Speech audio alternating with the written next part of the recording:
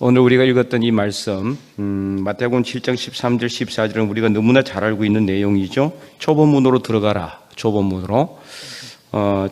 이제 좁은 문은 사실 사람들이 싫어하죠. 좁으니까 불편하잖아요. 몸에 걸릴 수도 있고, 그리고 또 이제 이 좁기 때문에 좀 이렇게 이 큰 사람들은 들어가기가 쉽지 않아요. 저 같은 사람은 뭐 웬만한 문이면 다 들어갑니다. 그죠? 웬만한 문이면은. 근데 우리 교회는 뭐 그렇게 아주 이제 거대하신 분은 없어서 이제 예를 들기가 참 쉽지 않은데 크신 분들은 이 문이 좁으면 참 힘들어요. 그래서 이 좁은 문으로 들어가라는 것은 무슨 뜻인가? 문이 좁아서 사람들은 이 좁은 문으로 들어가기가 쉽지도 않고 또 어렵기 때문에 잘 가지 않으려고 합니다. 게다가 이 좁은 문은 그 다음에 이어지는 길도 좁아요. 그래서 좁고 협착하다라고 본문은 기록하고 있습니다. 그래서 세상 사람들 어떻습니까? 좁은 문으로 잘 안 들어가려고 그러죠. 넓은 문, 큰 문, 그래서 아주 이렇게 쉬운 문으로 들어가려고 하죠. 그 문으로 들어가면 길도 넓어요. 길도 편하고 평탄하고 걸려 넘어질 일도 없어요. 그렇기 때문에 쉽고 편안한 길을 그런 문을 선호한다라는 거죠. 자, 그래서 오늘 본문에서 이제 이 문을 통과한다는 것, 문을 들어간다는 것, 이건 무엇을 의미하느냐? 바로 예수님을 믿는 것을 이제 상징하는 것이라고 보시면 됩니다. 예수님을 믿는 것. 그래서 이제 문을 여러 번 통과하는 게 아니고 어떻습니까? 딱 한 번 통과하는 거죠. 딱 한 번. 우리가 예수님을 뭐 한 번 믿고 두 번 믿고 세 번 믿고 그렇습니까? 그러진 않죠. 작년에도 믿었고 오늘도 올해도 믿고 그러진 않거든요. 딱 한 번 믿는 거죠. 예수님을 딱 한 번 믿어요. 그래서 예수님을 믿는 것을 의미하는데, 근데 이제 중요한 것은 뭐냐? 자, 이 문을 통과하기만 하면은 끝나는 게 아니란 말이에요. 또 뭐가 있습니까? 길이 있어요. 길이. 그런데 그 길은 좁은 길이에요. 그리고 협착한 길입니다. 이것은 바로 무엇을 의미하느냐? 그리스도인이 제자로서의 삶을 살아가야 하는 것을 말하는 겁니다. 제자로서의 삶을 살아가는 것. 이후에는 예수 그리스도의 제자로서의 삶이 요구가 된다는 거죠. 그래서 이 길을 끝까지 가야 생명으로 인도가 된다라고 말씀하고 있습니다. 그러나 멸망으로 인도하는 문은 어떻습니까? 크고 넓고 또 그 연결되어 있는 길도 아주 평탄하기 때문에 다 이 문으로 들어가려고만 해요. 그리고 실제로 이 문으로 들어가는 사람들이 많고, 이들이 왜 이런 길로 들어갑니까? 이 길이 멸망으로 인도되는 문인 것을 모르기 때문입니다. 만약에 딱 그 문 앞에다가 이 문은 멸망, 이 길의 끝에는 멸망이 있습니다. 그럼 아무도 안 들어가겠죠. 그런데 아무도 몰라요. 써여 있지 않습니다. 그러므로 누군가는 어떻게 해야 돼요? 알려줘야 되는 거죠. 이 문으로 들어가면 안 된다, 이 길로 가면 안 된다는 것을 알려줘야 되는 겁니다. 그게 뭡니까? 바로 생명의 복음을 전하는 거예요. 여러분, 집사님이 기도한 것처럼 우리 11월 6일 날 우리가 이 이웃 초청의 날을 정해놓고 우리 작정하고 우리가 사람들에게 복음을 전하는 이유가 뭡니까? 이 세상 사람들이 자기들이 가는 그 길 넓고 편안하고 그래서 안락하고 또 때로는 기쁨도 있지만은 그러나 그 길 끝에는 멸망이 있다는 걸 모르기 때문에 우리가 그들에게 알려줘야 되는 거죠. 그래서 그 사명이 뭐라고 했습니까? 파수꾼의 사명이라고 그랬어요. 파수꾼이 뭐예요? 알려주는 거죠. 적군이 온다, 알려주는 거예요. 멸망의 길로 가지 않도록 알려주는 겁니다. 그래서 어떻게 합니까? 에스겔 3장 11절 말씀처럼 듣든지 안 듣든지 전하는 겁니다. 그들에게 계속해서 전하는 겁니다. 듣든지 안 듣든지 전하는 거죠. 때를 얻든지 못 얻든지 전하는 겁니다. 그래서 우리가 복음을 계속해서 전하는 것, 바로 이것이 뭐냐? 이 사람들이 멸망의 길로 가지 않도록 막아서는 겁니다. 막아서는 것. 그래도 죽어도 간다 그러면 어쩔 수 없는 거죠. 그러나 그것은 우리의 책임이 아니라고 그랬어요. 그러나 우리가 그들로 하여금 그 가는 길이 멸망의 길인 것을 모르기 때문에 그 길을 가고 있는 사람들에게 알려주지 않아서 그들이 멸망의 길로 가게 된다면 에스겔 3장 33장 말씀에 뭐라고 말씀하고 있습니까? 우리에게 그 책임을 묻겠다라고 하나님은 분명히 말씀하고 있다라는 겁니다. 그런데 여기서 또 중요한 것이 있습니다. 그래서 이제 좁은 문은 그 길도 좁아요. 문을 딱 열고 들어가자 말자 그 길도 좁는 거예요. 좁은 거예요. 그래서 좁아서 가기가 쉽지가 않아요. 좁으면은 혼자 가는 것도 쉽지가 않죠. 그 히말라야 그 산맥에 그 이제 연결되어 있는 네팔, 거기 완전히 그 오지의 그 산 허리를 이렇게 가는 그 길 같은 거 있잖아요. 그 트레킹 하는 거죠. 그런 거 왜 TV 보면 많이 나오죠. 그런 길 보면 어떻습니까? 가면은요, 이 한 발자국 내딛기도 힘들어요. 그죠? 예. 바로 밑에는 청길 낭떠러지예요. 그 막 돌이 뭐 두두두두 떨어져요. 예. 그 길을 가는 그런 길하고 똑같은 거죠. 이게 가기가 쉽지 않아요. 생명을 담보로 해서 가는 길이에요. 생명을 담보로. 죽을 수도 있는 길. 딱 떨어지면 죽을 수도 있는 길이기도 하는 이런 좁고 험한 길이에요. 그래서 오늘 본문에 14절에 좁고 길이 협착하다. 길이 협착하다는 게 바로 이 뜻이에요. 협착이라는 것이 험하다는 뜻이 험하다. 험하고 좁다는 뜻이에요. 그러니까 아무도 가기도 쉽지 않은 길이기도 하지만은 아주 불편한 길이에요. 편하지 않단 말이에요. 쉬운 길이 아니라는 것을 분명히 알아야 한다는 거죠. 한 발만 잘못 디디면은 낭떠러지로 떨어질 수 있는 그런 길입니다. 바로 이 길을 누가 걸어갔습니까? 예수님이 걸어가신 거예요. 예수님께서 걸어가신 십자가의 길, 바로 그 길이 이러한 좁고 험한 길이라는 것을 우리가 알아야 되는 거죠. 그래서 그리스도인이라면은 이 길을 우리도 가야 하는 겁니다. 그래서 14절에 생명으로 인도하는 문은 좁고 길이 협착하여 찾는 자가 적습니다. 적다라고 분명히 말씀은 하고 있지만 그렇다고 해서 우리만 가면 안 되는 거죠. 넓은 길로 가서 멸망할 수밖에 없는 곳으로 가고 있는 세상 사람들과 같이 이 길을 걸어가되 우리가 앞에서는 끌어주고 뒤에서는 밀어주고 그래서 힘들고 어려운 얘기를 같이 가야 하는 겁니다. 이것이 바로 먼저 믿게 된 저와 여러분들이 해야 될 사명이라는 겁니다. 그러므로 오늘 우리가 걸어가야 되는 길을 우리는 늘 잘 주시해야 돼요. 기도원의 300용사 같이 그냥 퍼질러 앉아가지고 물을 막 이렇게 퍼마시는 것이 아니라 물을 마시면서도 주변을 경계하는 것처럼 우리가 이 길을 걸어갈 때 주변을 잘 살펴봐야 돼. 안 그러면 바로 떨어지는 거예요. 주변을 잘 살펴보고 앞을 주시하면서 뒤를 돌아보며 늦게 오는 사람들 챙겨가면서 가야 되는 길이 바로 이런 길이란 말이에요. 바로 이게 그리스도인의 길이라는 것입니다. 그래서 힘들고 어려운 길입니다. 우리는 남들 다 놀러가는 이 주일에 나와서 예배 드리잖아요. 그리고 지금도 그렇지 않습니까? 집에서 편안하게 TV 보면서 쉴 수 있는데도 이 자리에 나왔습니다. 아무나 할 수 있는 일이 아니죠. 조금 험하다는 것은 바로 그거예요. 우리가 그리스도인으로서 살아가는 삶이 우리의 인간적인 욕망과 인간적인 모든 욕심을 다 채우고 갈 수 있는 길이 아니에요. 그러고도 갈 수 있는 길이라면 얼마나 좋겠어요. 그죠? 그래서 놀러 가고 싶을 때마다 놀러 가고 화창한 봄날에 꽃놀이 가고 단풍놀이 가고 막 다 하고 우리가 할 것 다 하고 나서 운동하고 다 하고 나서 남는 시간에 우리가 할 수 있다면 얼마나 좋겠어요. 그러나 그러지 못하는 길입니다. 그래서 우리는 남들 놀러 가는 시간에 예배 드리고 남들 편안하게 집에 앉아있는 시간에 나와서 기도하고 하나님 앞에서 우리는 말씀을 듣고 기도하는 것입니다. 그래서 우리는 정말 힘들고 어려운 험한 길을 우리가 가고 있는 거죠. 교회 나와서 우리가 예배 드릴 때 다 쿨쿨 단잠을 자는 세상 사람들처럼 할 수가 없는 겁니다. 화내고 싶을 때도 참아야 됩니다. 그래서 정말 우리는 세상 사람들처럼 다 할 수가 없어요. 내가 짜증난다고 해서 화를 낼 수가 없고 분노가 일어난다고 해서 성을 낼 수도 없습니다. 믿는 사람이기 때문에 우리는 이미 한번 믿었기 때문에 더 이상 이것을 감출 수가 없어요. 나는 이제 유예하겠습니다. 그래서 정말 이렇게 그리스도인으로 살아보는 게 너무 불편한 거죠. 그죠?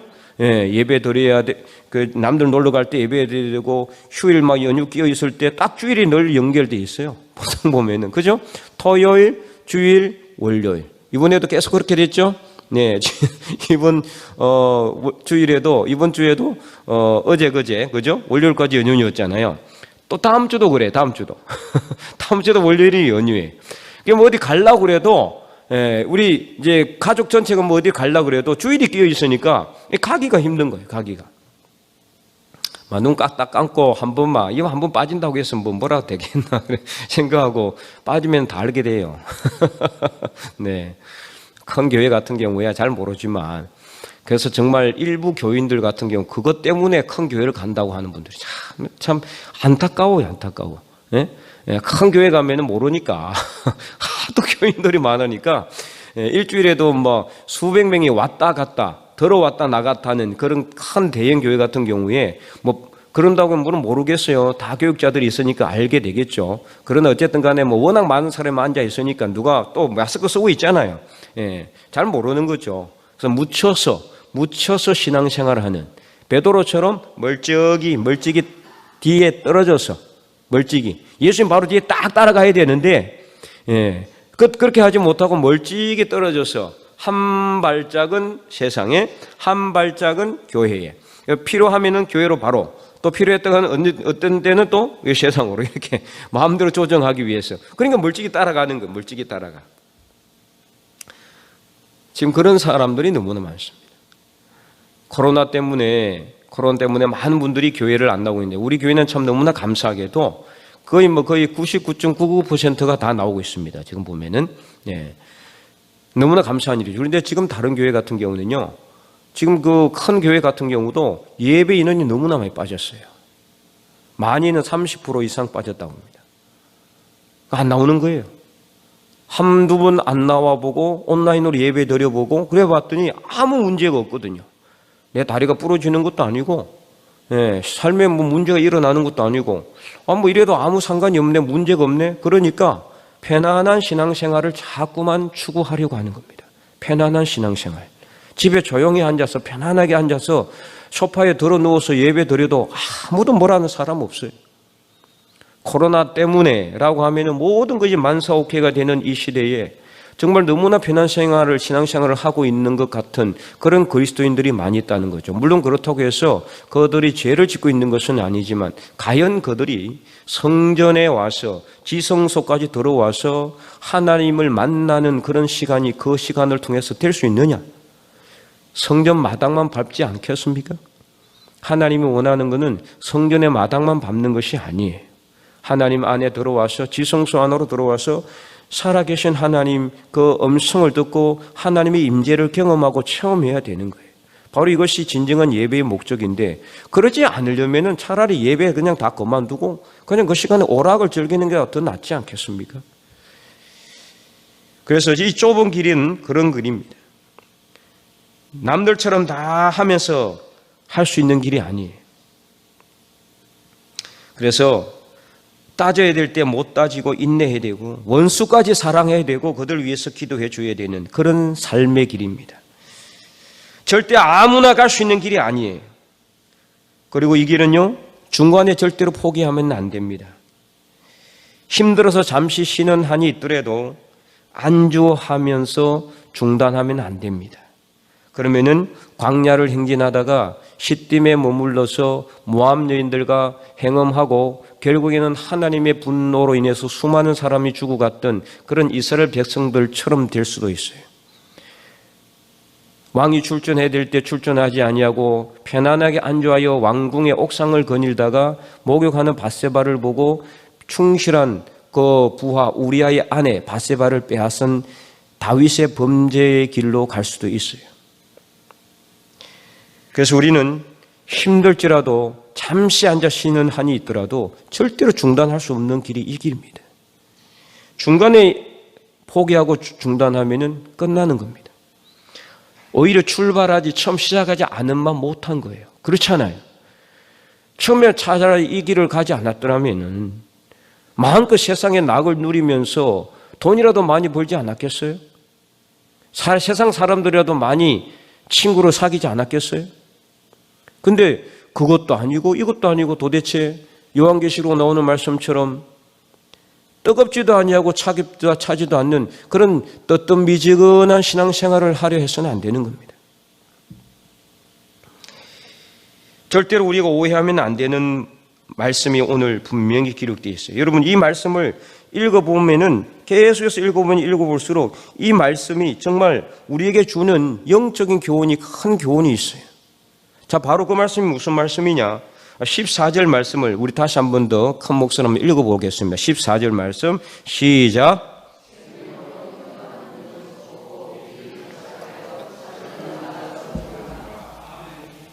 자, 여러분 이 말씀을 읽으면서 여러분 무엇을 생각합니까? 좁은 문으로 들어가는 길은요, 어떤 문입니까?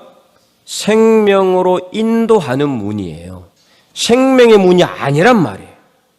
이거 분명히 알아야 되는 거예요. 여러분 생명의 문이라는 것과 생명으로 인도하는 문은 완전히 다른 겁니다. 그러니까 우리는 예수님을 믿었다고 해서 구원의 완성을 이룬 게 아니란 말이에요.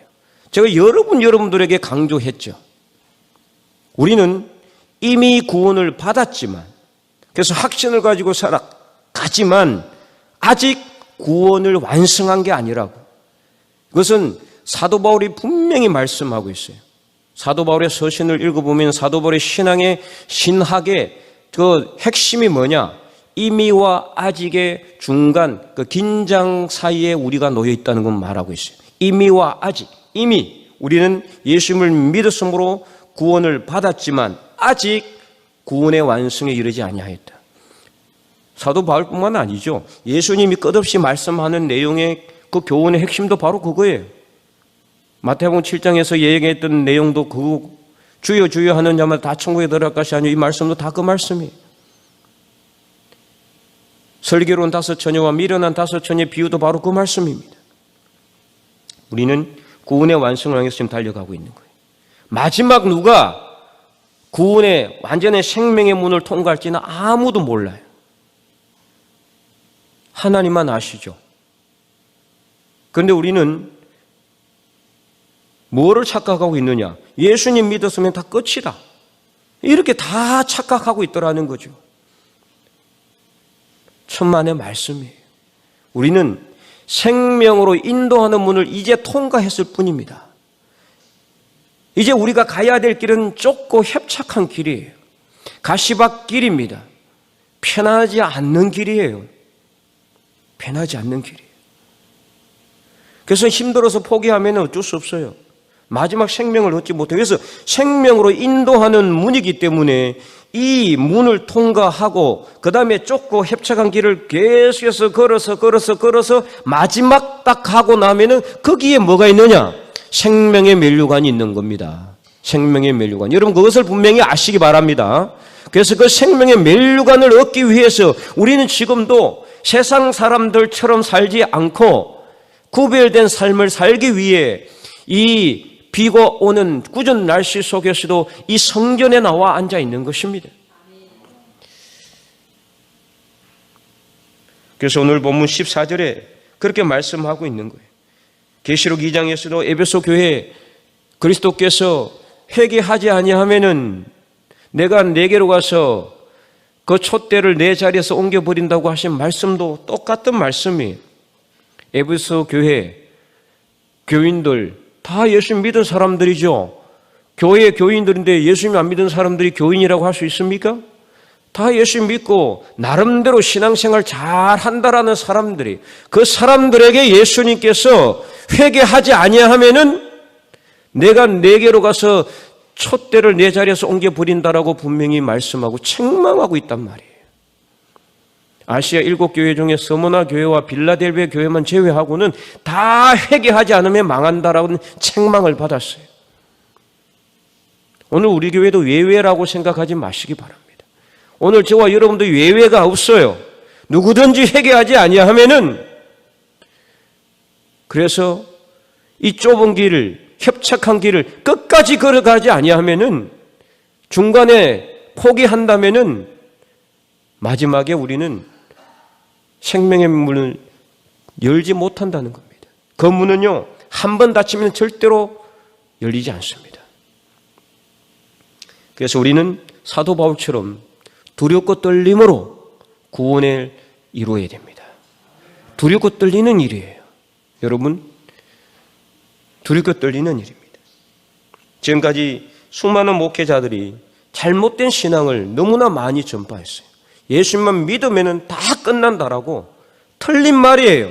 예수님 믿는 것부터 시작임을 분명히 아시기 바랍니다.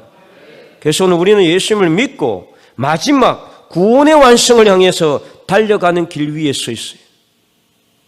어떤 사람이 그런 이야기를 했죠. 믿어야 될지 말아야 될지 모르지만 천국에 가봤더니 정말 평소에, 오늘 장로님들한테 정말 죄송하지만은 겉으로 열심히 신앙생활 하던 장로님들은 안 보이고 죄송합니다. 우리 오늘 여기 앉아있던 장로님들은 다 있는 줄로 믿습니다. 심지어 목사님도 안 보이더라는 거예요. 이게 도대체 통탄할 일이죠. 안 그렇습니까, 여러분? 나중에 우리가 천국에 갔을 때 오늘 이제 나와 있는 모든 분들은 거기에서 우리가 기쁨으로 회유할 수 있는 그런 저와 여러분이 되시기를 간절히 소망합니다. 그래서 우리는요, 정말 구별된 삶을 살아야 돼요. 구별된 삶. 말로만 믿음을 외치지 마시고, 말로만 내가 그리스도인이라고 생각하지 마시고, 실제 믿음과 행함으로 그리스도인인 것을 믿지 않는 다른 사람들에게 보여줄 수 있는 그런 삶을 살고, 그래서 세상에 소금처럼 살고, 그래서 이 세상이 썩지 않도록, 부패하지 않도록 하는 역할을 우리가 하고, 그래서 이 어두운 세상에 빛을 비칠 수 있는 그런 사람들이 돼. 우리 힘으로는 빛을 낼 수가 없어요. 우리가 예수님을 열심히 믿음으로 인해서 우리에게 그리스도의 빛이 반사되어 다른 사람들에게 비추어지게 되는 겁니다. 우리는 다만 그 역할을 하는 것뿐이에요. 그래서 우리는 다만 구원의 완성을 향해 오늘도 내일도 이 좁은 길을 걸어가야 합니다. 언제까지요? 주님 오실 때까지.